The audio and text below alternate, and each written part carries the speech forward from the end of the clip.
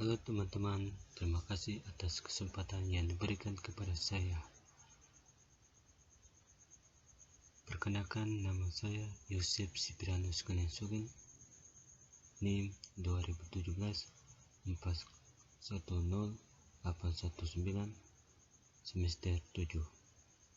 Saya akan presentasikan mata kuliah Bisnis Internasional dengan judul Budaya dalam Bisnis Internasional.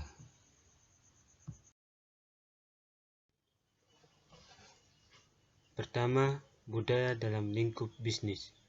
Budaya merupakan salah satu faktor penentu dalam internasional yang paling berefektif. Budaya dalam bisnis internasional adalah sebagai sebuah sistem pola perilaku yang terintegratif, yakni pola-pola perilaku yang dipelajari dan merupakan karakteristik distinktif dari anggota suatu kelompok masyarakat.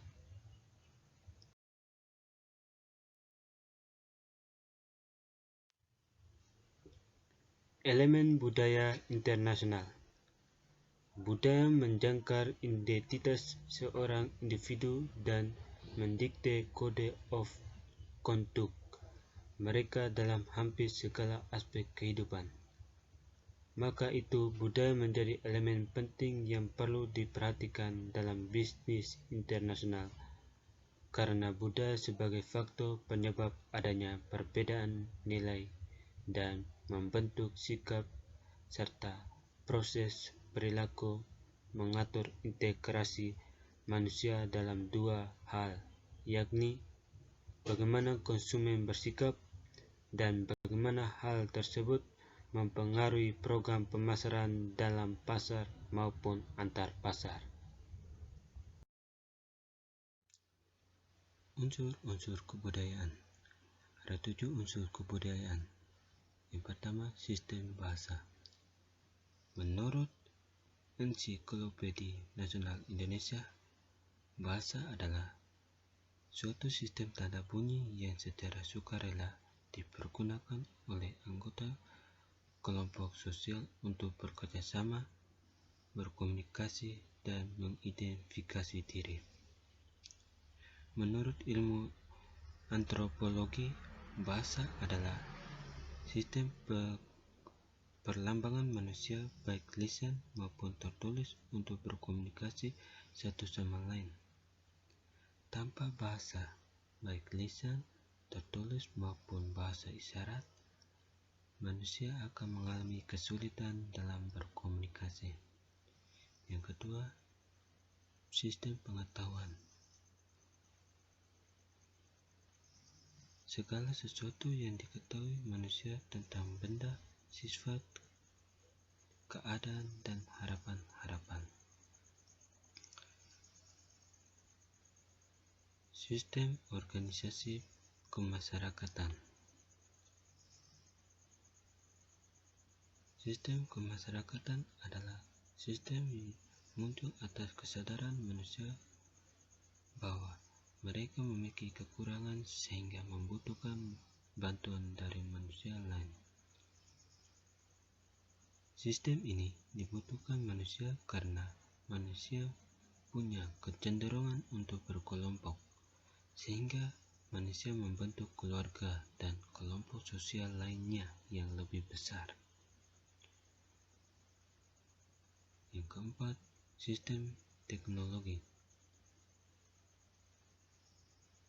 Sistem teknologi mencakup peralatan dan perlengkapan yang dibutuhkan dalam kehidupan sehari-hari. Teknologi berfungsi untuk memenuhi kebutuhan manusia. Teknologi menyangkut cara atau teknik memproduksi, memakai, serta memelihara segala peralatan dan perlengkapan.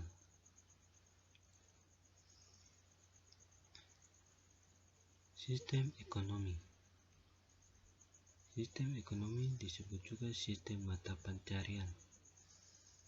Dalam sistem ini, manusia memenuhi kebutuhan mulai dari produksi, distribusi, dan konsumen. Mata pencarian adalah suatu usaha yang dilakukan seseorang atau sekelompok besar anggota masyarakat untuk memenuhi kebutuhan hidupnya. Mata pencaharian suatu masyarakat belum tentu sama dengan mata pencaharian masyarakat lain.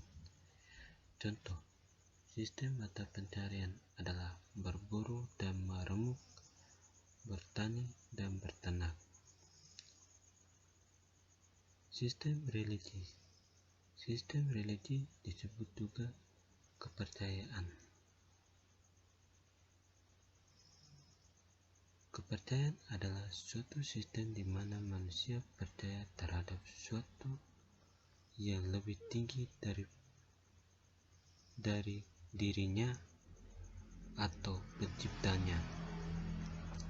Religi digunakan manusia terutama untuk menjawab ketidakberdayaan manusia dalam menghadapi berbagai masalah kehidupan yang sulit diterima akal.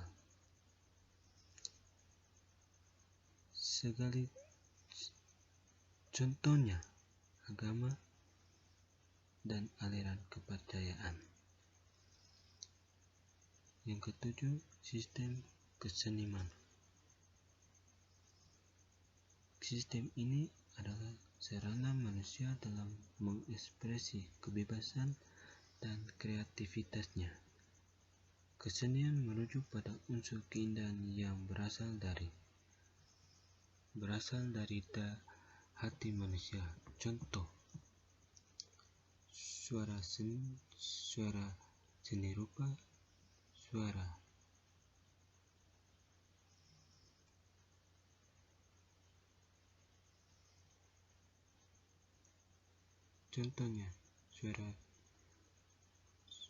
Contohnya seni rupa, seni sastra, seni suara, dan lainnya.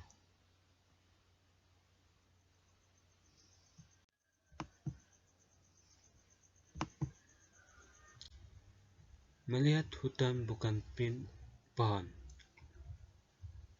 Budaya sangat berpengaruh terhadap kelancaran dalam dunia bisnis, baik dalam perkembangan bisnis skala nasional maupun skala internasional.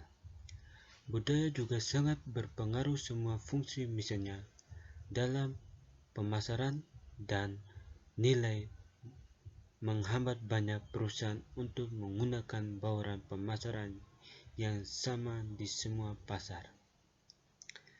Begitu juga dalam manajemen sumber daya manusia. Budaya nasional merupakan kunci penentu untuk menentukan, mengevaluasi para manajer, serta dalam produksi dan keuangan. Faktor budaya sangat berpengaruh dalam kegiatan produksi dan keuangan.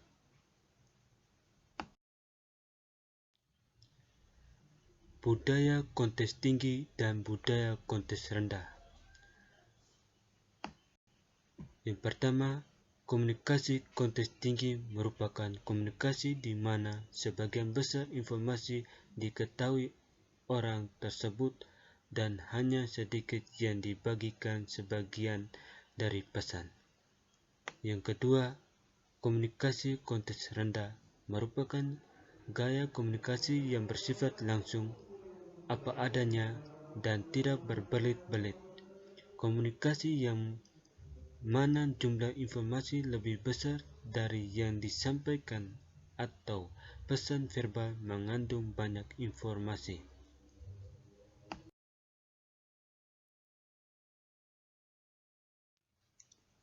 Dimensi Holdage. Ada 5 dimensi budaya nasional menurut Holdage. Yang pertama, orientasi sosial. Orientasi ini adalah keyakinan seseorang tentang relatif pentingnya hidup dan kelompoknya. Yang kedua, orientasi kekuasaan. Orientasi merujuk pada keyakinan bahwa orang dalam suatu budaya memiliki pandangan tentang kewajaran kekuasaan dan perbedaan wewenang dalam berbagai hierarki seperti organisasi bisnis. Beberapa budaya bercirikan rasa hormat terhadap kekuasaan. Ini berarti bahwa masyarakat dalam suatu budayanya cenderung menerima kekuasaan dan wewenang atasannya semata-mata berdasarkan kedudukan atasan tersebut dalam hierarki itu. Yang ketiga, orientasi ketidakpastian. Orientasi ini adalah perasaan yang memiliki seseorang tentang situasi yang dimiliki pasti dan ambigu. Yang keempat, orientasi sasaran. Orientasi sasaran adalah sikap di mana orang termotivasi untuk bekerja keras karena jenis sasaran yang berbeda. Yang kelima, orientasi waktu. Orientasi waktu adalah sejauh mana anggota suatu budaya menganut pandangan jangka pendek versus jangka panjang terhadap pekerjaan, kehidupan, dan aspek masyarakat lainnya.